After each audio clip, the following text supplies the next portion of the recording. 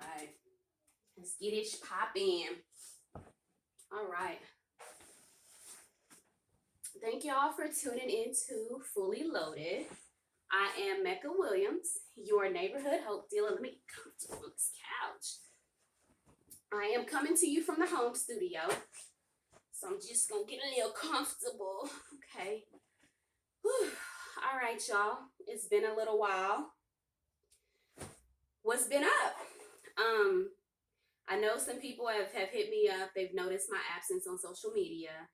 I have taken a bit of a hiatus, just a little break. There's just a lot going on. Just a lot of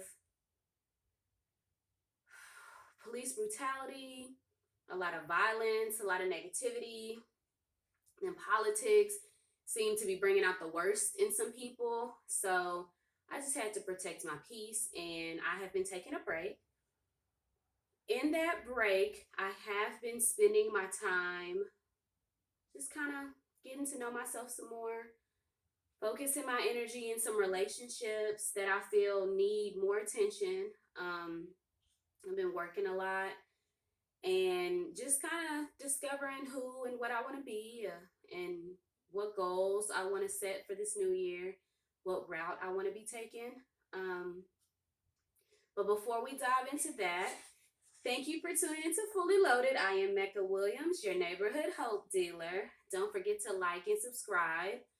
And then, of course, comment, send me any messages if you have any other topics, questions, or things that you want me to cover in the new year. If it's light and fluffy, I don't mind doing it around the holidays. But if it's something that requires a little more thought and could maybe take away from the attention of the light and fluffy route I'm taking right now, I will do it in the new year. Not saying I won't do it. I will just do it in the new year.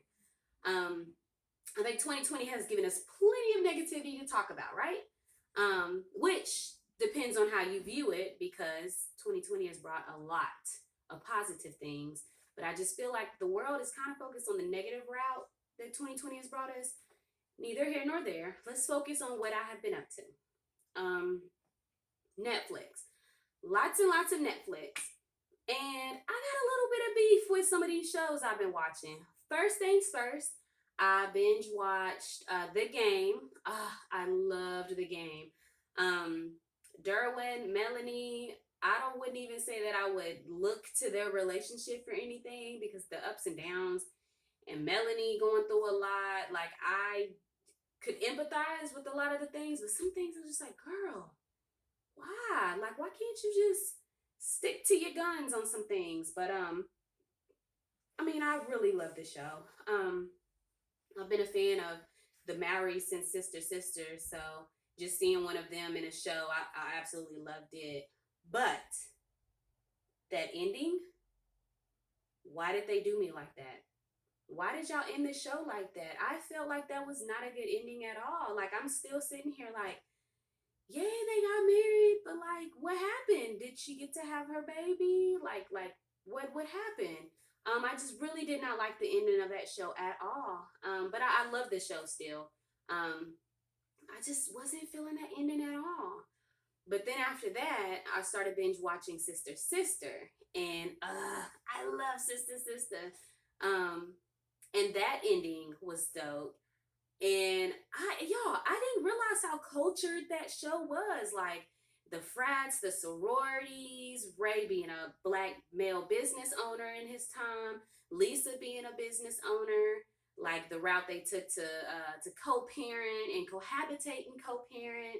There were so many talking points in that show alone that I think we in this generation could learn from. And I mean, just the different artists that they brought to the show, I wonder if that's why I love some of the artists I love today. But John B was on it, and I love me some John B. Tyrese, if I'm not mistaken, was in it. I think Genuine was in that show. Oh my goodness, almost every artist that I loved like did some sort of a cameo in that show. And I wonder if that's why I really love some of the artists I love. But it was just refreshing to see how cultured some of those shows were. What I will say though is some of the humor, definitely Lisa and Ray humor, that was not PG-13.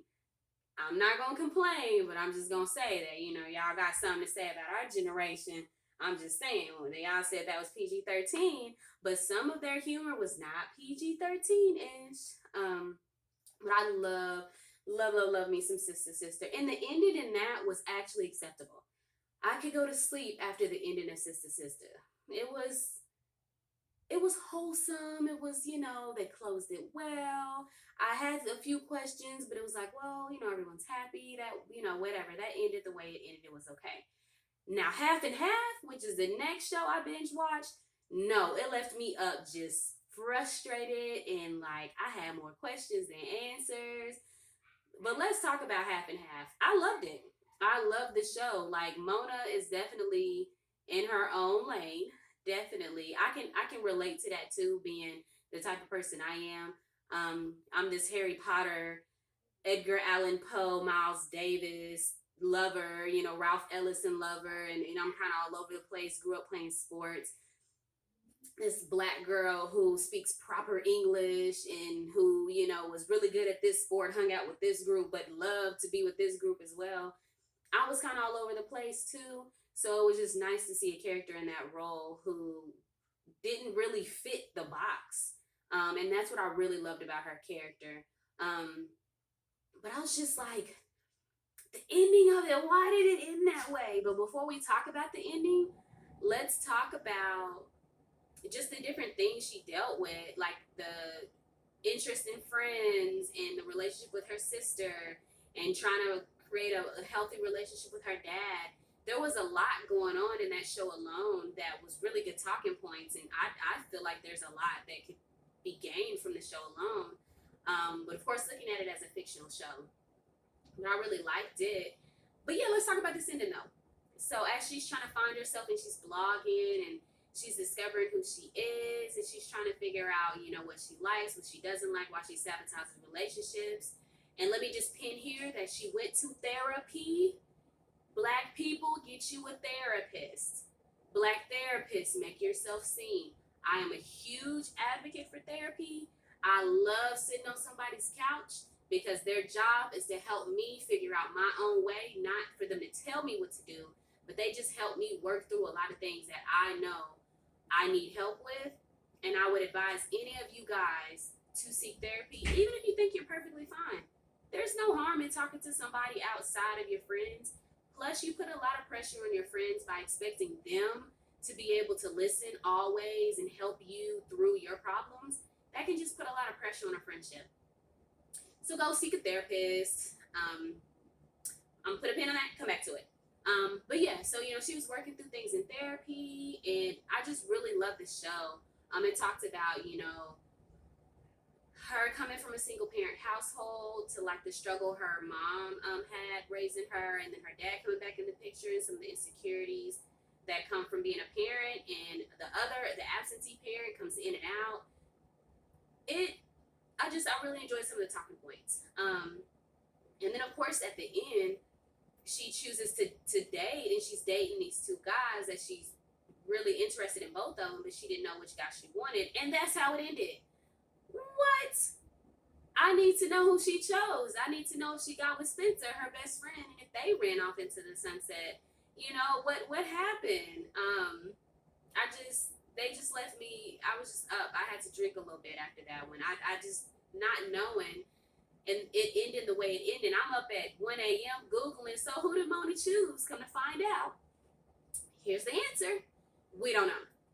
We don't know because the network switched over, and apparently when they switched over to a new network, the show never got picked up. So we don't know who Mona chose. We don't know if Mona ever found love. We don't know if Mona found herself or chose herself.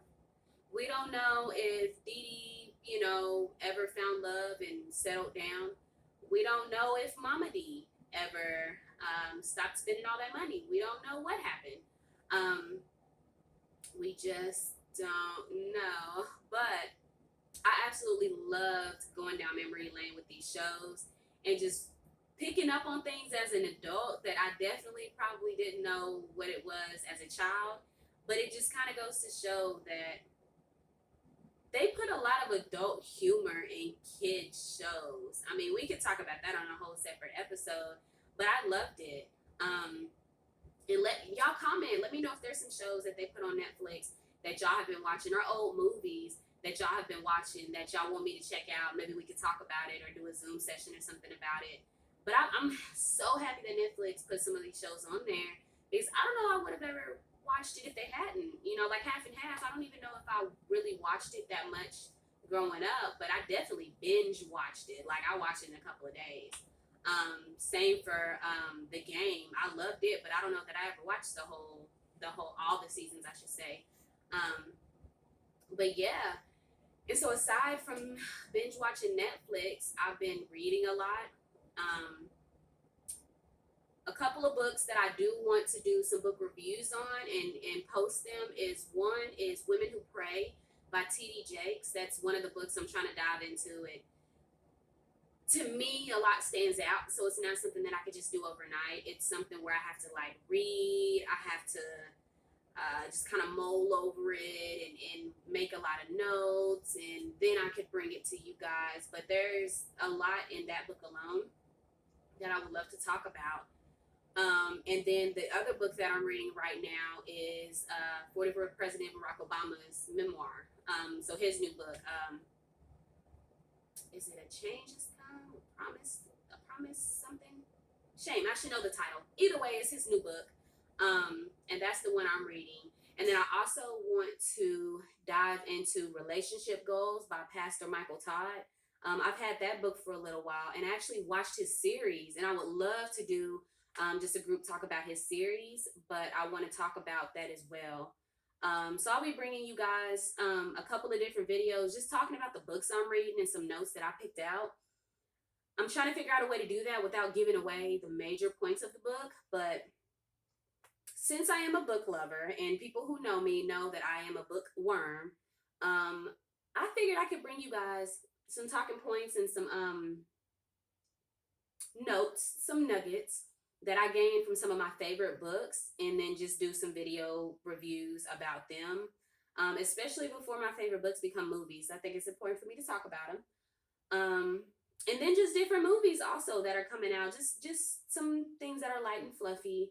I know the election just passed. I know we still have some local elections going on. I know around here we have the mayoral election coming up, and the final voting. Well, the voting date is Tuesday, but we just finished early voting, so I know that's coming up.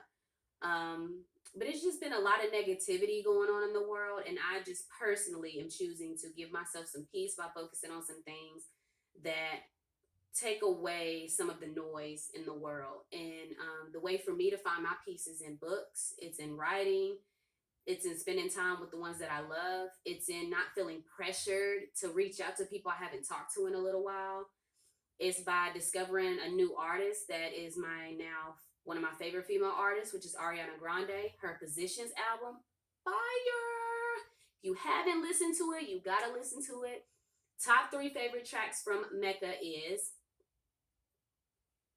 Love Off, or Off the Table. I think it's the title, Off the Table.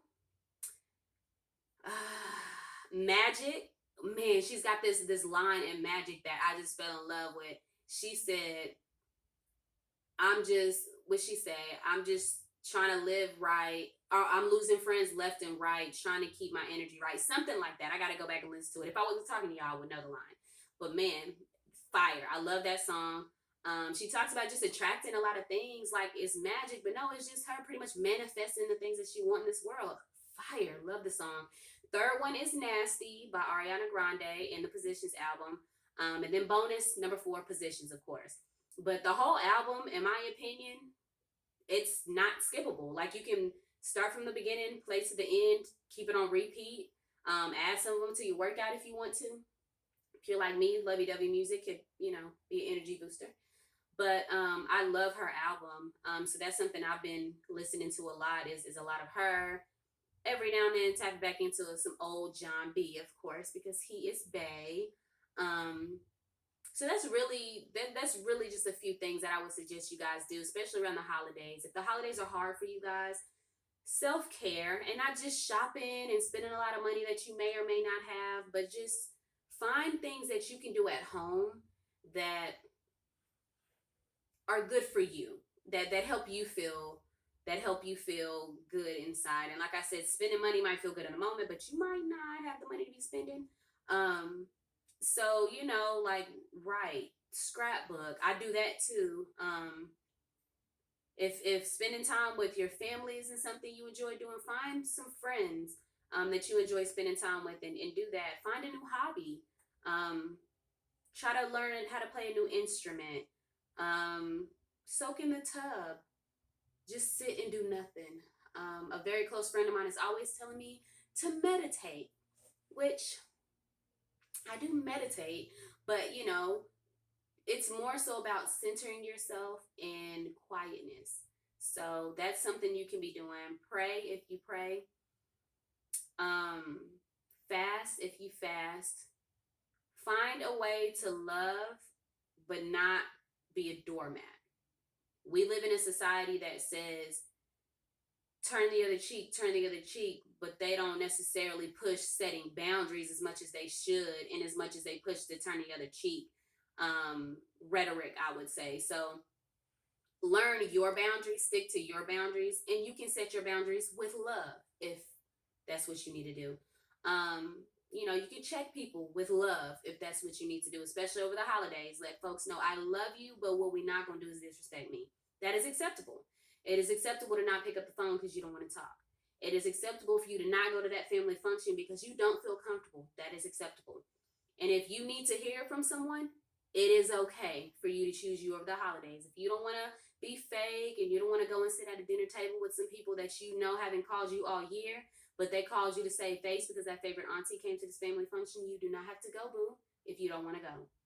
With that being said, I am Mecca Williams. Thank you for tuning into Fully Loaded. This has been a nice little chill session brought to you by the home studio. I plan to be talking to you guys a lot more, but this time I just wanted to let you guys in on what I've been up to. And you'll be hearing from me soon. Like I said, I'll be doing some book reviews, and then I know I made some promises that I plan to follow through on in the new year. Talk about some personal things, adoption, life, certain relationship topics, certain friendship topics. Um, so yeah, just stay tuned. I am Mecca Williams. We'll be talking. Don't forget to like and subscribe.